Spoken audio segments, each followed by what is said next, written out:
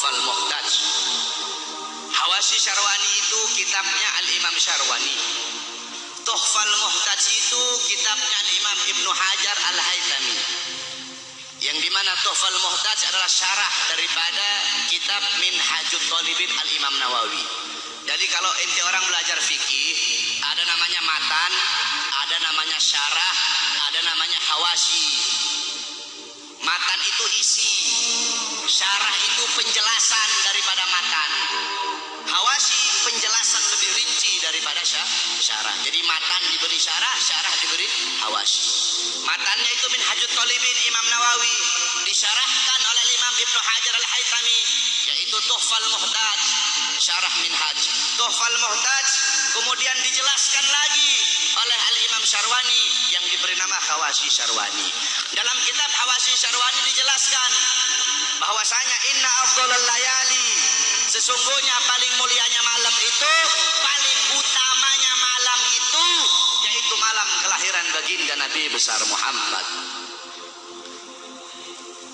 Setelah malam kelahiran Nabi baru malam Lailatul Qadar. Setelah malam Lailatul Qadar baru malam Isra. Setelah malam Isra setelah malam Lailatul Qadar malam Jumat. Setelah malam Jumat baru malam Isra. Kenapa malam kelahiran Nabi menjadi malam yang paling mulia? Kenapa malam kelahiran Nabi menjadi malam yang paling agung? As-Sayyid Al-Habib Muhammad bin Alwi Al-Maliki, beliau mengutip perkataan daripada Al-Imam Haramain Sayyid Amin Qutbi. Beliau berkata, Sayyid Amin Qutbi berkata, ya Lailatul Itsnin, madza safahat, wahai malam Senin, apa yang telah menyapamu? Wahai malam Senin, apa yang telah menyapamu? Kau begitu mulia, kau begitu agung, engkau begitu wangi, wahai malam Senin. Berawal hari-hari yang mulia dalam Islam, semua berawal darimu. Adanya Idul Fitri, adanya Idul Adha, adanya Ramadan, adanya Rajab, adanya Fathul Makkah, adanya kemenangan Perang Badar, adanya Lailatul Qadar, adanya hari Jumat, adanya malam Jumat, adanya 10 Muharram, semua berawal darimu wahai malam Senin. Kenapa? Karena pada malam Senin itu lahir baginda Nabi besar Muhammad sallallahu alaihi wasallam, sehingga malam kelahiran Nabi menjadi malam yang paling mulia di muka bumi. Kenapa? Karena kalau tidak ada kelahiran Nabi, tidak akan ada Idul Fitri, tidak akan ada Idul Adha, tidak akan ada iman, tidak akan ada Islam. Makanya sampai begitu Allah memuliakan kelahiran Nabi Muhammad, karena begitu Allah ini memuliakan kelahiran Nabi, sampai orang yang meninggal dalam keadaan kafir, akan tetapi karena dia gembira dengan kelahiran Nabi, Allah ringankan azabnya dalam neraka. Dalam kitab tafsir Bidayah wa Nihayah, Al-Imam Ibnu Katsir beliau meriwayatkan bahwasanya Sayyidina Abbas bin Abdul Muthalib pernah bermimpi berjumpa dengan Abu Lahab. Dalam mimpinya Sayyidina Abbas bin Abdul Muthalib bermimpi Abu Lahab sedang disiksa dalam neraka. Akan tetapi setiap hari Senin, azab dan siksanya Abu Lahab dihentikan dan Allah gantikan dengan rahmat. Dari jari-jari Abu Lahab itu bisa keluar air sehingga dia bisa minum dari air tersebut. Maka Sayyidina Abbas pun bertanya, wahai Abu Lahab, kenapa setiap hari Senin Allah angkat azab dan siksamu? Dari jari-jarimu bisa keluar air. Kenapa hanya di hari Senin, tidak di hari-hari yang lain? Apa kata Abu Lahab? Iya, karena dulu ketika Muhammad lahir, aku bergembira dengan lahirnya Muhammad. Aku memiliki budak yang bernama Suwaibah. Suwaibah datang kepadaku memberi kabar tentang lahirnya Muhammad. Aku gembira sehingga aku bebaskan Suwaibah. Aku bebaskan dia dari budak. Nah, karena aku membebaskan Suwaibah, karena kegembiraanku dengan lahirnya Muhammad, karena aku gembira sesaat dengan lahirnya Muhammad, maka dari itu setiap hari Senin Allah angkat azab dan siksaku. Itu Abu Lahab, setiap hari Senin Allah angkat azab dan siksanya hanya karena bergembira sesaat dengan lahirnya Al-Mustafa. Maka bagaimana dengan saya dan kalian kalau kita bergembira seumur hidup kita dengan lahirnya baginda Nabi besar Muhammad? Oleh karena itu, saudara-saudara, kita duduk di sini memuliakan kelahiran Nabi, mengagungkan kelahiran Nabi. Ini suatu perbuatan yang mulia. Tetapi banyak juga golongan-golongan di luar sana, banyak golongan-golongan yang mulut kotornya berani mengatakan bahwasanya orang-orang yang duduk di maulid itu mereka telah berbuat dosa besar. Maulid itu adalah bid'ah dhalalah, maulid itu bid'ah yang sesat, maulid itu sumber kesyirikan, maulid itu sumber kekafiran. Banyak golongan-golongan di luar sana yang berkata seperti itu. Ini golongan-golongan yang bodoh, golongan-golongan yang goblok, golongan-golongan yang dungu, tidak ngerti kaidah fikih, tidak ngerti takhrij hadis, tidak ngerti mustalah hadis, baru belajar beberapa tahun di Arab Saudi, pulang baru punya jenggot 8 lembar 9 lembar, sudah berani menyesat-nyesatkan orang yang duduk di majelis maulidnya Nabi Muhammad sallallahu alaihi wasallam. Saudara-saudara, kalau kita mau lihat bid'ahnya, luarnya ya bid'ah, luarnya bid'ah, luarnya covernya bid'ah, covernya ini sesuatu yang baru, tetapi intisari, lubabnya, intisari yang ada dalam peringatan maulid ini bukanlah sesuatu yang bid'ah. Tadi di maulid, tadi dibacakan Quran. Apakah membaca Quran sesuatu yang bid'ah? Kau duduk di sini, kita saling makan sama-sama. Nanti selesai acara makan bareng-bareng. Dalam kitab dijelaskan, Nabi Allah Ibrahim menjadi Khalilullah. Nabi Ibrahim itu jadi kekasih Allah karena 3 sebab. Pertama, Nabi Ibrahim lebih memilih perintah Allah daripada perintah selain Allah. Yang kedua, Nabi Ibrahim tidak pernah makan sendiri. Nabi Ibrahim itu kalau makan pasti bareng-bareng, pasti sama-sama. Kalau beliau cuma sendiri, beliau rela jalan kaki berkilo-kilo hanya untuk cari teman untuk makan sama-sama. Kita duduk di sini mengikuti sunnah Nabi Allah Ibrahim. Nabi Muhammad juga makannya selalu bersama-sama. Apakah ini sesuatu yang bid'ah? Tidak. Kita duduk di sini saling menyebarkan salam. Apakah menyebarkan salam sesuatu yang bid'ah? Nabi Muhammad berkata, afsus salam, sebarkan salam. Kita duduk di sini saling memberi makan. Nabi Muhammad bilang, wa'atimut ta'am, berilah makan. Kita duduk di sini menyambung tali silaturahmi. Kata Nabi Muhammad, wasilul arham, sambunglah tali persaudaraan. Kita duduk di sini mengenang Nabi Muhammad, menyebut-nyebut nama Rasulullah sallallahu alaihi wasallam. Bukankah dalam hadis riwayat Ad-Dailami dalam kitab musnad beliau, yaitu kitab yang bernama Al-Firdaus, qala Rasul, zikrul anbiya minal ibadah, mengingat para nabi, mengingat para rasul itu adalah ibadah. Zikrul sholihin minal kafarah, zikrul maut minas sadaqah, wa zikrul kubur yuqarribukum minal jannah. Kata Nabi Muhammad, mengingat para nabi, mengingat para rasul, menyebut-nyebut nama mereka itu adalah ibadah. Kita duduk di sini menyebut Nabi Muhammad, mengingat Nabi Muhammad, mengenang Nabi Muhammad, membaca sirah beliau, tarikh beliau agar bisa mengambil iktibar, mengambil pelajaran dari kisah hidup beliau. Apakah ini sesuatu yang bid'ah? Tidak. Kita duduk di sini bersolawat kepada Nabi Muhammad.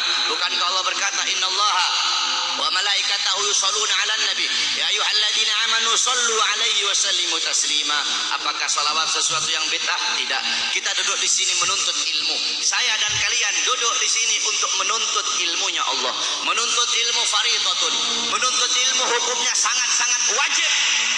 Dalam kaidah dijelaskan, amrun bi syai' amrun bi wasailihi.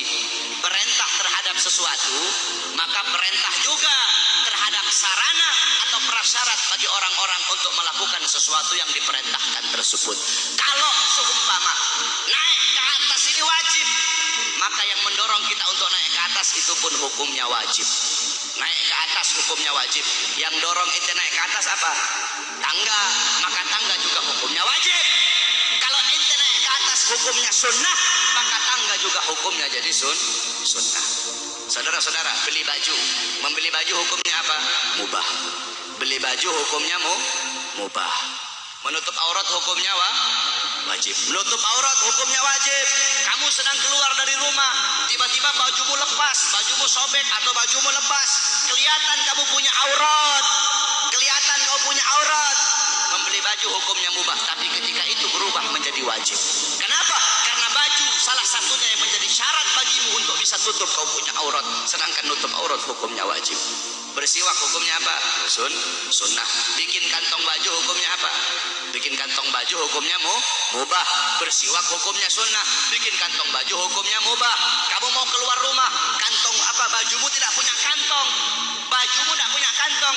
Kalau tidak ada kantong tidak bisa kamu bawa. Kamu punya siwak. Sedangkan bersiwak hukumnya sunnah. Bikin kantong baju hukumnya mubah.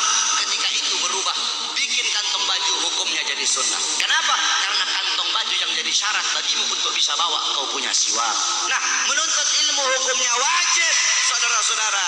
Maka ketika maulid menjadikan dirimu, mendorong dirimu untuk menuntut ilmu, maka ketika itu maulid pun hukumnya berubah menjadi wajib. Kalau maulid mendorong engkau untuk sedekah, sedekah hukumnya sunnah, maka maulid juga hukumnya menjadi sunnah.